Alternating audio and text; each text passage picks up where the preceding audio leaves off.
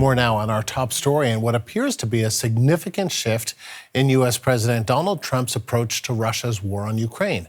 A short time ago, Trump posted a statement online, which reads in part, after getting to know and fully understand the Ukraine-Russia military and economic situation, and after seeing the economic trouble it is causing Russia, I think Ukraine, with the support of the European Union, is in a position to fight and win all of Ukraine back in its original form.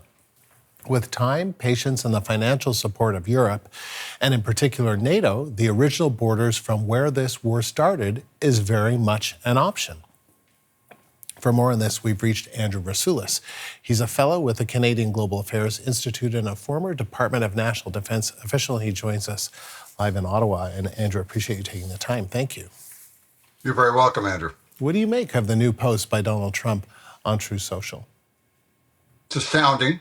The only logic one can infer is that it's economics, because militarily, the Ukrainian forces are in no position to defeat the Russian forces and push them back to the 91 borders. The last time the Ukrainians tried this in earnest was the summer, August 2023, when they launched a fully equipped offensive with NATO weapons and NATO tactics, and they managed to breach 8 kilometers into the Russian line, where they needed to breach 60 kilometers to reach the Sea of Azov. Now, the Ukrainians also did a surprise attack in Kursk in Russia last year, which was an undefended area or lightly defended.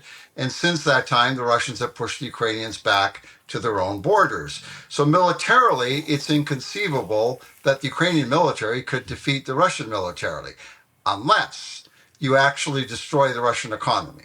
And I think this is now what's turned Trump's mind to this statement today, in the sense the argument being that if everybody pulls together and sanctions the Russians more than they've been sanctioned in the last 3 years, and they're the most sanctioned country in the world, that somehow the Russian economy will collapse.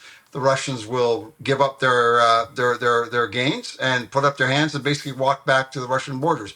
A highly improbable outcome, because China still supports Russia. So even if everybody in NATO, you were talking now, Hungary and Slovakia would have to come around as well. They're not there yet. And Turkey too.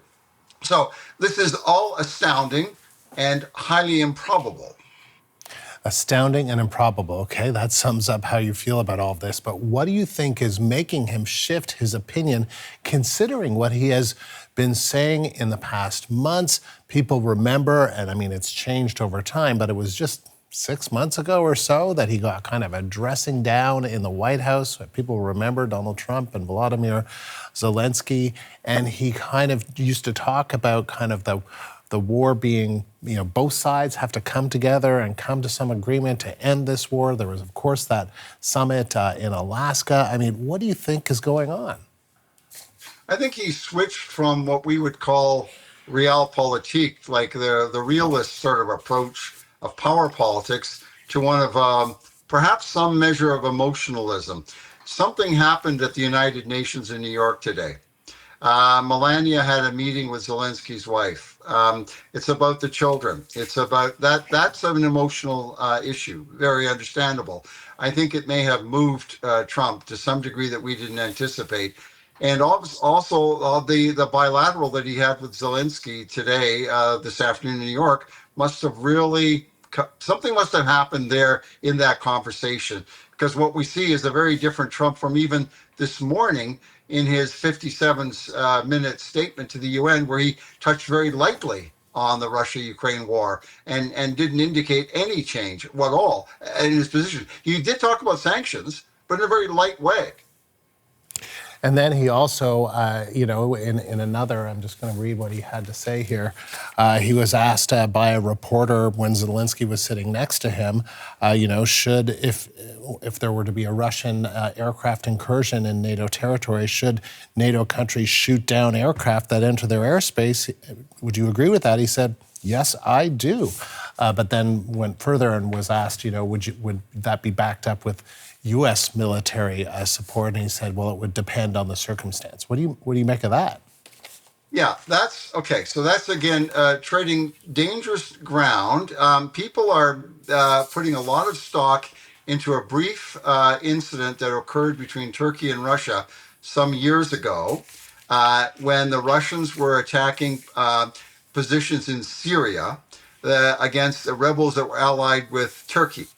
The Russian aircraft flew for about 12 seconds or something over Turkish airspace to penetrate Syria, and the Turks shot that airplane down. The situation was controlled. Again, this was a bilateral action between Turkey and Russia. And the two of them, after 2 years of cool relations and Russian sanctions on Turkey and so on, they've managed to restore their relationship. That is not to say that the same thing as NATO, which is nuclear powered and engaging Russian aircraft in combat operations. That essentially means war. Now, you can say it's justifiable war, but it is war with all its attendant consequences. This is why from 1949 to 1989, NATO desperately and Warsaw Pact desperately tried to avoid a shooting engagement literally between NATO troops and forces and those of the Soviet Union. Andrew, I could talk to you for so much longer about this, but I'm out of time for now. But thank you very much. That was Andrew Rasiulis, a fellow with the Canadian Global Affairs Institute.